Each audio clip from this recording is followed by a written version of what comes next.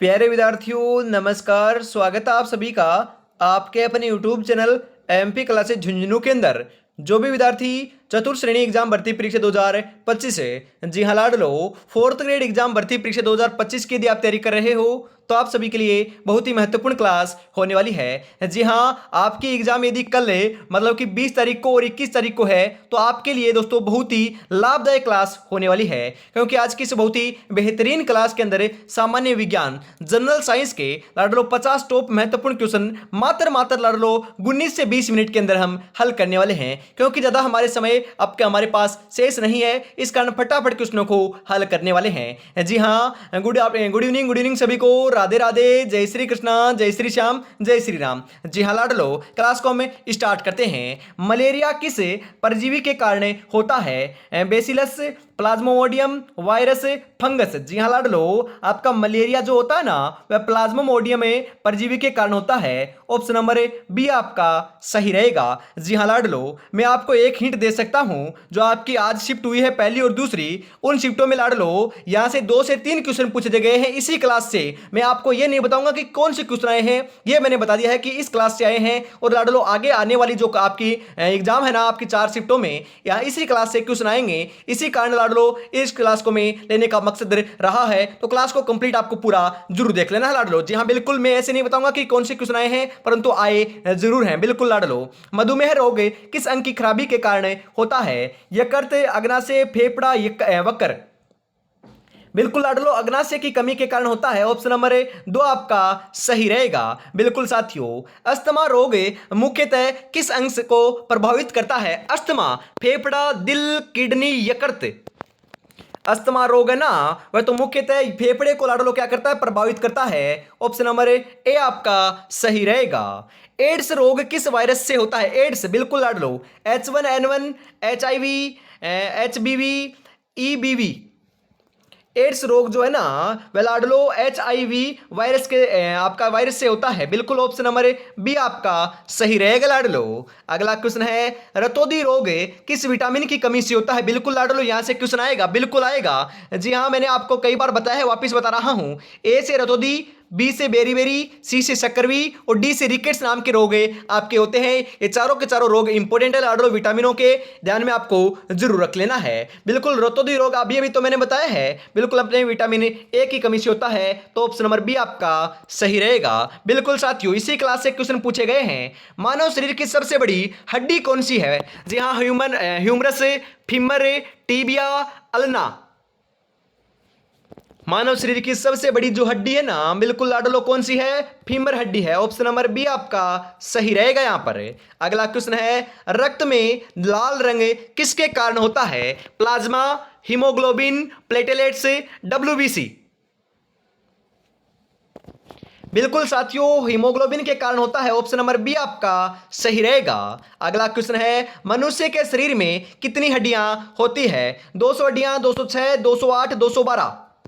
मनुष्य के शरीर में बिल्कुल लाडलो कितनी हड्डियां होती है? 206 हड्डियां होती है। स्वस्थ मनुष्य के शरीर में 206 हड्डियां होती है, और आपके बच्चे के जन्म के समय लाडलो लगभग 300 हड्डियां आपके शरीर में पाई जाती है। लाडलो शुरू में इतनी ज्यादा होती है और बाद में कम कहां पर चली जाती है, मतलब कि कहां पर चली जाती है हड्डियां? तो लाडलो बच्चे के अंदर आपकी जो हड्डियां होती है ना वह सही रूप से जुड़ी हुई नहीं होती है, और बाद में विकसित होने पर लाडलो हड्डियां जुड़ जाती है। 206 हड्डियां स्वस्थ मनुष्य के शरीर में बच जाती है, बिल्कुल ध्यान में रखेंगे।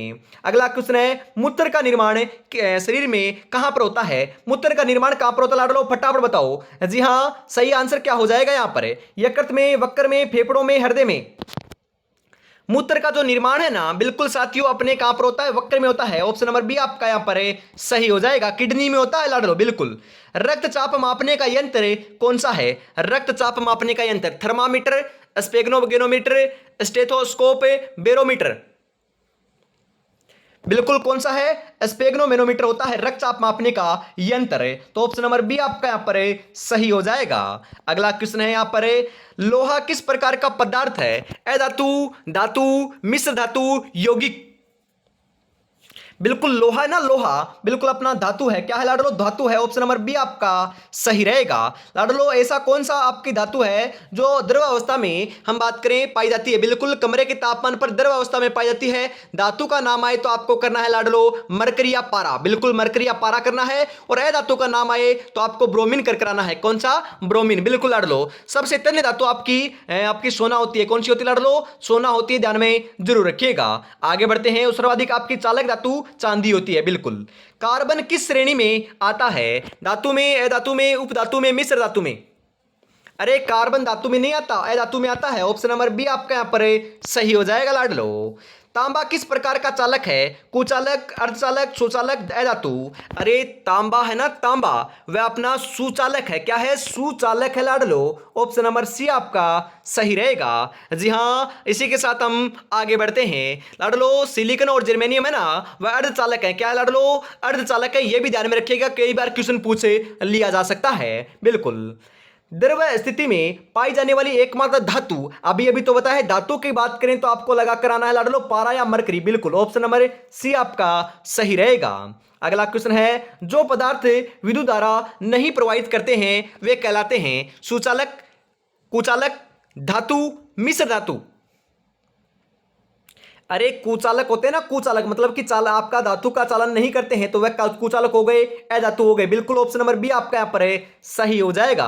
बिल्कुल लाडलो। अभी तक आपने चैनल को सब्सक्राइब और क्लास को लाइक और शेयर नहीं किया है तो लाडलो पाप लगेगा, फटाफट से जरूर कर दीजिएगा।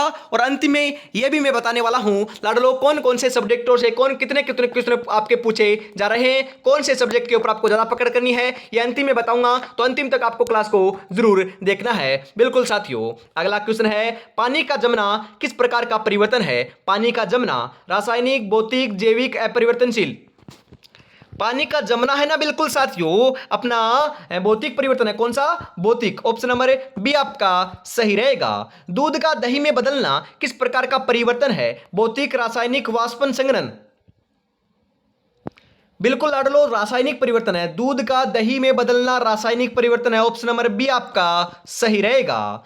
कांच का टूटना किस प्रकार का परिवर्तन है? कांच से लाडलो कांच टूटेगा तो दूसरा पदार्थ थोड़ी ना बन रहा है, वह तो लाडलो रासायनिक परिवर्तन नहीं होगा। तो कौन सा परिवर्तन होगा? भौतिक परिवर्तन ही होगा। आप सोच रहे हो कि कांच को वापस नहीं जोड़ सकते, अरे लाडलो कोई दूसरा पदार्थ थोड़ी ना बन रहा है। भौतिक परिवर्तन के अंदर आपका दूसरा पदार्थ नहीं बनता, रासायनिक परिवर्तन के अंदर दूसरा पदार्थ बनता है और लाडलो वापिस आपका वही आपका पदार्थ नहीं बन सकता, वह रासायनिक परिवर्तन होता है। और लाडलो भौतिक परिवर्तन के अंदर दूसरा पदार्थ तो बन जाता है परंतु वापिस वही आपका पदार्थ बन सकता है। लाडलो ध्यान में रखिएगा, मतलब कि भौतिक परिवर्तन आपका उत्क्रमणीय होता है और रासायनिक परिवर्तन आपका अनुत्क्रमणीय होता है। जी हां, यह भी आपका से पूछा जा सकता है। कागज का जलना किस प्रकार का परिवर्तन है? जी हां, फटाफट क्वेश्चनों को हल करेंगे हम। कागज का जलना भौतिक, रासायनिक, दोनों, प्राकृतिक? कागज का गलना बोलते ना तो लाडलो आपका हम बात करें रासायनिक परिवर्तन होता, कागज का जलना बोले तो भी रासायनिक परिवर्तन है, और कागज का गीला होना बोले ना तो भौतिक परिवर्तन होगा। तो यहां पर कागज का जलना बोला है तो रासायनिक परिवर्तन है लाडलो। ऑप्शन नंबर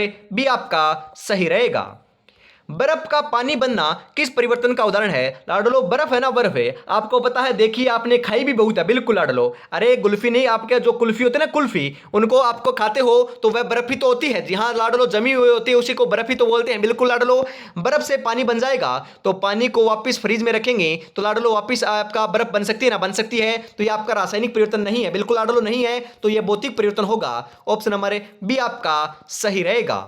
परावर्तन क्या है? परावर्तन क्या है मैंने आपको आसान से लाडलो बहुत बढ़िया तरीके से बताया है। प्रकाश का दिशा बदलना लाडलो परावर्तन, प्रकाश का दिशा बदलना। ऑप्शन नंबर ए आपका सही रहेगा। जी हां, प्रकाश का हम बात करें लाडलो दिशा बदलना परावर्तन होता है। और लाडलो हम बात करें, एक समतल आपकी सतह होती है, इसके ऊपर आपतित किरण और परावर्तित किरण और अभिलंब एक ही तल में होते हैं। ध्यान में रखिएगा, इंपोर्टेंट क्वेश्चन पूछा जा सकता है।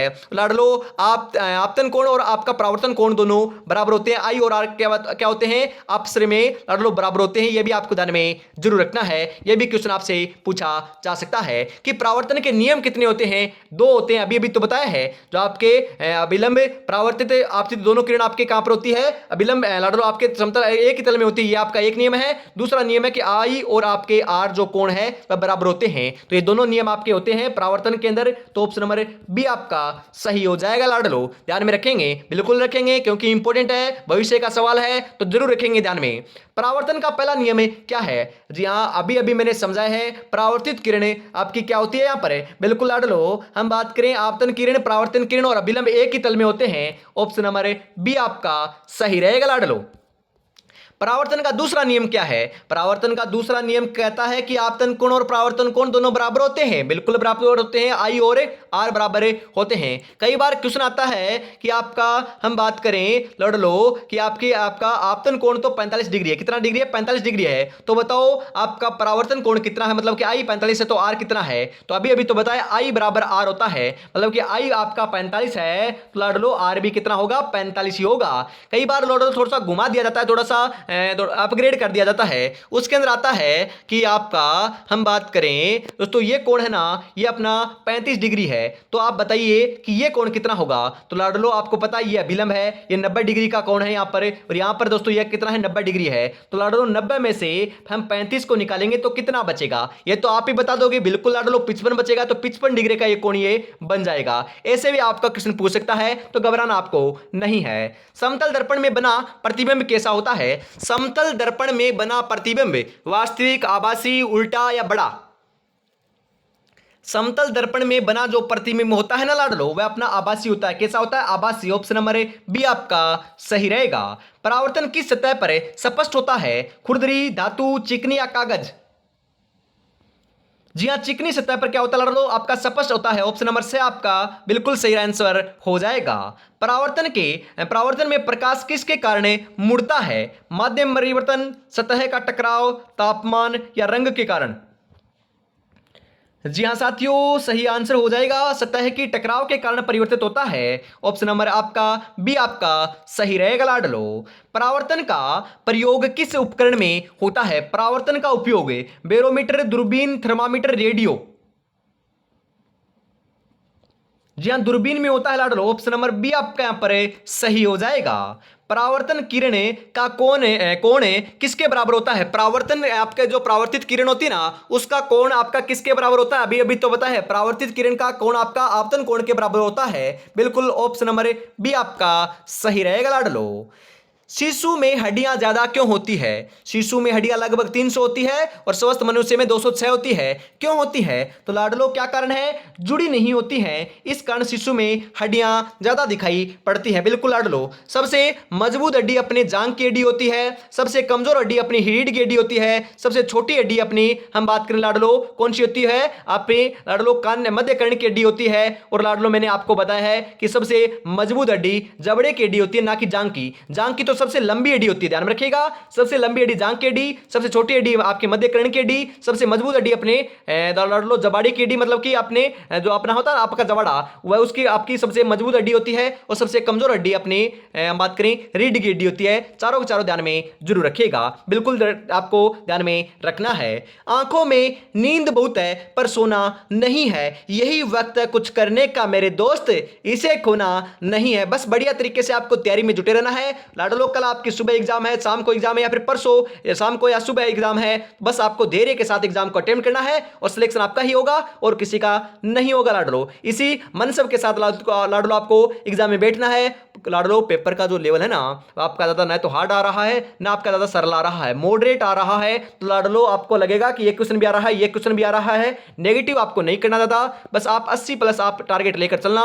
इतने क्वेश्चन यदि आपके सही बैठ जाएं तो लाडलो आगे क्वेश्चन करने की आपकी जरूरत नहीं है, क्योंकि 80% से ऊपर, मतलब कि 80 क्वेश्चन से ज्यादा कट ऑफ आपकी नहीं जाएगी। आपको ये टारगेट लेकर चलना है। इसी के साथ हम आगे बढ़ते हैं। अगला जो क्वेश्चन है आपकी स्क्रीन के ऊपर आ रहा है, और अभी तक आपने चैनल को सब्सक्राइब और क्लास को लाइक और शेयर नहीं किया ना यार, फटाफट कर दो। कितनी मेहनत से मैंने आपके लिए क्लास बनाई है, इसी क्लास का फायदा आपको भी हो और लाडलो हमें भी मोटिवेशन मिल सके कि हमारा पढ़ाया हुआ आपको समझ में आ रहा है। बिल्कुल थम्स अप कीजिए, बिल्कुल लाडलो थम्स अप आपको कर देना है। लाल रक्त कणिकाएं कहां बनती हैं? यकृत में, अस्थि मज्जा में, किडनी में, फेफड़ों में?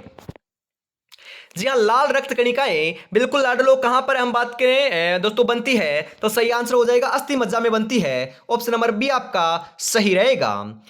इंसुलिन हार्मोन किसके द्वारा बनता है? थायराइड, यकृत, अग्नाशय, वक्र? इंसुलिन हार्मोन जो है ना वह अपने अग्नाशय के द्वारा बनता है। ऑप्शन नंबर सी आपका सही रहेगा। हीमोग्लोबिन में कौन सी धातु होती है? हीमोग्लोबिन तांबा, लोहा, जस्ता, कैल्शियम। हीमोग्लोबिन की बात करें ना हमें तो लोहा होता है हीमोग्लोबिन में। हीमोग्लोबिन के कारण ही रक्त का रंग लाल होता है। ऑप्शन नंबर बी आपका यहां पर सही रहेगा लाडलो। रक्त का पीएच मान लगभग कितना होता है? रक्त का लगभग जो पीएच मान है वह अपना 7.4 होता है लाडलो। ऑप्शन नंबर सी आपका सही रहेगा। जी हां, रक्त का पीएच मान क्षारीय होता है, यह भी ध्यान में रखना है, क्योंकि 7 या 7 से हम बात करें लाडलो, 7 तो आपका उदासीन होता है, 7 से ऊपर क्षारीय होता है, 7 से कम अम्लीय होता है। बिल्कुल लाडलो ध्यान में रखेंगे। बिल्कुल।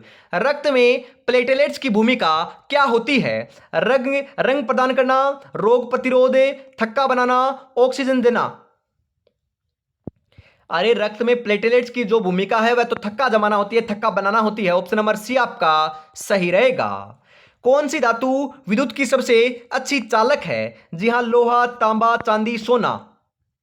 सबसे अधिक आपकी तो लाडलो हम बात करें अच्छी चालक तो चांदी है। कौन सी लाडलो? चांदी है। ऑप्शन नंबर सी आपका सही रहेगा। दोस्तों एल्यूमिनियम किस वर्ग में आता है? एल्यूमिनियम अधातु, धातु, उपधातु, यौगिक। जी हाँ साथियों, सही आंसर आपका यहां पर हो जाएगा एल्यूमिनियम अपना धातु केंद्र आता है। और लाडलो इस संसार में सर्वाधिक आपकी मिलने वाली जो धातु है ना वह एल्यूमिनियम ही है। ध्यान में रखिएगा कौन सी है? एल्यूमिनियम ही है। ऑप्शन नंबर बी आपका सही रहेगा। जल का वाष्प बनना किस प्रकार का परिवर्तन है? जल का वाष्प बन जाएगा और वाष्प से वापस हम जल बना सकते हैं। तो लाडलो ये तो अपना भौतिक परिवर्तन है। कौन सा? भौतिक परिवर्तन। ऑप्शन नंबर ए आपका सही रहेगा। दर्पण में प्रतिबिंब कैसा होता है? उल्टा, सीधा, बढ़ा हुआ या धुंधला? दर्पण में प्रतिबिंब जो है वह अपना सीधा होता है। कैसा होता है लाडलो? सीधा। ऑप्शन नंबर बी आपका सही रहेगा। आंखों से देखी गई वस्तु हमें कैसी दिखती है? सीधी, उल्टी, परावर्तित या भ्रमित? बिल्कुल साथियों, अपनी सीधी देखने को मिलती है। ऑप्शन नंबर ए आपका सही रहेगा लाडलो। बिल्कुल। इसी के साथ हम आगे बढ़ते हैं। अगला क्वेश्चन है, थायराइड ग्रंथि किस हार्मोन का स्त्रावण करती है? Insulin, thyroxine, adrenaline, testosterone. Thyroid जो ग्रंथि होती है वह लाडलो अपने थायरोक्सिन आपका हार्मोन्स का स्त्रावण करती है। ऑप्शन नंबर बी आपका सही रहेगा।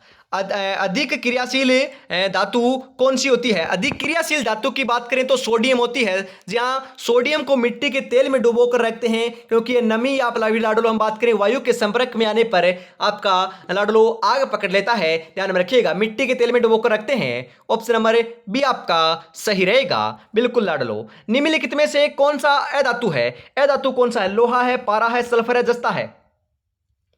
अधातु की बात करें ना हमें तो सही आंसर आपका यहां पर देखने को मिल जाएगा साथियों, सल्फर है। कौन सा है? सल्फर। ऑप्शन नंबर सी आपका सही रहेगा। मोमबत्ती का जलना कैसा उदाहरण है? मोमबत्ती का जलना बात करें ना हमें तो लाडलो मोमबत्ती का जलना तो अपना रासायनिक परिवर्तन भी और भौतिक परिवर्तन ही दोनों परिवर्तन है। तो आपका ऑप्शन नंबर सी रहेगा। यदि पूछता कि मोमबत्ती का पिघलना कौन सा परिवर्तन है तो भौतिक परिवर्तन होता। ध्यान में रखिएगा, क्योंकि मोमबत्ती आपका पिघलेगा ना तो लाडलो भौतिक परिवर्तन है, और जलेगा तो दोनों है। बिल्कुल हमें ध्यान में रखेंगे।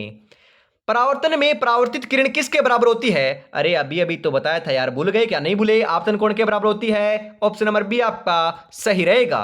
अगला क्वेश्चन है, हड्डियों को मजबूत बनाने में कौन सा खनिज सहायक होता है? लोहा, पोटेशियम, कैल्शियम, सोडियम? जी हाँ, कैल्शियम आपका सबसे सहायक होता है। ऑप्शन नंबर सी आपका सही रहेगा। डेंगू रोग किसके काटने से होता है? डेंगू, अरे डेंगू तो अपने मादा एडीज मच्छर के काटने से होता है। ऑप्शन नंबर बी आपका सही रहेगा लाडलो। अगला क्वेश्चन है, सोना किस प्रकार की धातु है? बहुत कठोर, सबसे सॉफ्ट, संक्षारणशील या फिर अक्रियाशील? जी हाँ, ये अक्रियाशील क्या है लाडलो? धातु है। बिल्कुल अपना ऑप्शन नंबर डी आपका सही रहेगा। और सबसे हम बात करें तन्य धातु है, मतलब कि इसे लंबा कर सकते हैं लाडलो, बढ़ा सकते हैं। तार के रूप में लगभग 1 ग्राम सोने के तार को लगभग 2 से 3 किलोमीटर तक हमें बढ़ा सकते हैं। बिल्कुल साथियों, सर्वाधिक आपकी तन्य धातु होने वाली है। पानी का उबलना किस प्रकार का परिवर्तन है? पानी का उबलना भौतिक, रासायनिक, उपयुक्त दोनों? कोई नहीं। पानी उबलेगा तो भाप में बन जाएगा, भाप को वापस पानी बना सकते हैं। तो लाडलो कैसा परिवर्तन है? भौतिक परिवर्तन है। अरे ऐसे क्वेश्चन नहीं आएंगे, गलत नहीं कर आना है। ऑप्शन नंबर ए आपका सही रहेगा। प्रकाश के परावर्तन में कौन से तल पर सभी किरणें होती है? ऊर्ध्वाधर तल, समतल, एक ही तल, कोई नहीं। जी हाँ लाडलो, आपके प्रकाश के परावर्तन में सभी जो आपकी किरणें है ना वह तो एक ही तल में होती है। अभी अभी तो बात की थी हमने। ऑप्शन नंबर सी आपका सही रहेगा लाडलो। और मैं आपको बता देता हूं साथियों कि आपकी जो क्लासें हैं ना अपने पुराने चैनल के ऊपर एक क्लास हुई है 8 बजे, बिल्कुल लाडलो 8 बजे क्लास हुई थी। सामान्य हम बात करें आपकी जीके की, जी हाँ सामान्य ज्ञान लाडलो राजस्थान जीके की क्वेश्चन की क्लास हुई है, उस क्लास को देख लीजिएगा। लगभग 2 से 4 क्वेश्चन आप आज जो आपके पूछे गए थे ना वह भी मैंने करवाए हैं। और उस क्लास के लिए महत्वपूर्ण आपके लिए आगे की क्लासों के लिए लाडलो आगे के एग्जामों के लिए बहुत ही महत्वपूर्ण क्लास है, जाकर जरूर देखिएगा।